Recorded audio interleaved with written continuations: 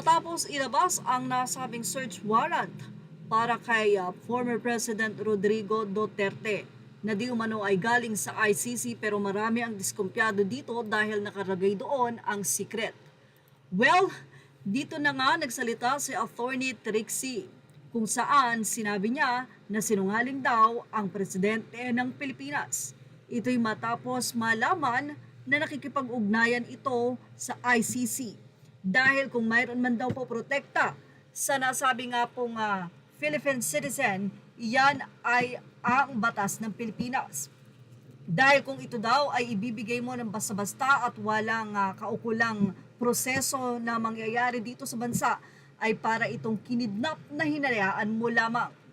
Well, dahil nga sa sinabi na yan ni Attorney Trixie, maraming mga netizen ang nagsabi na hindi maaasahan na ingatan ng Pangulo o ng administrasyon si Duterte dahil ito na nga daw ang ginawa nila.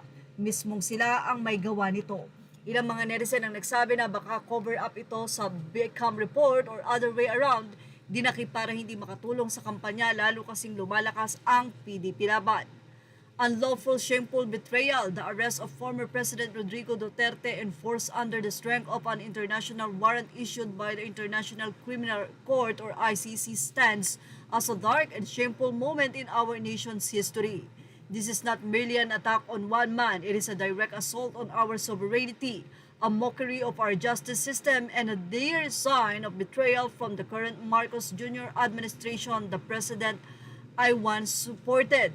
The Marcos Jr. government's denial of the ICC warrant at traitorous act. Binulaga na lang nila sa airport eh. The blatant refusal of the Marcos Jr. administration to acknowledge the ICC's warrant, inciting that there was no warrant of arrest. It is not only misleading but also treacherous.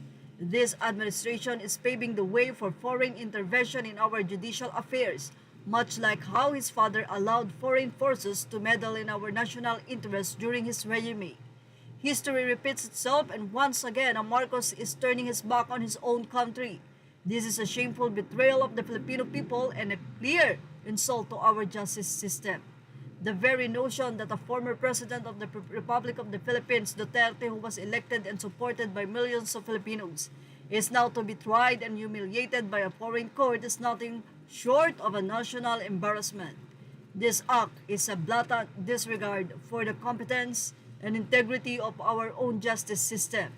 It sends a loud and clear message to the world, but the Philippines is incapable of dispensing justice on its own, that we are a nation still chained to colonial subjugations. Is that what we have come to, allowing a foreign court to override our own? Well, yan nga ang napakahabang naging say ng isang Facebook post ni DM D. Vicente.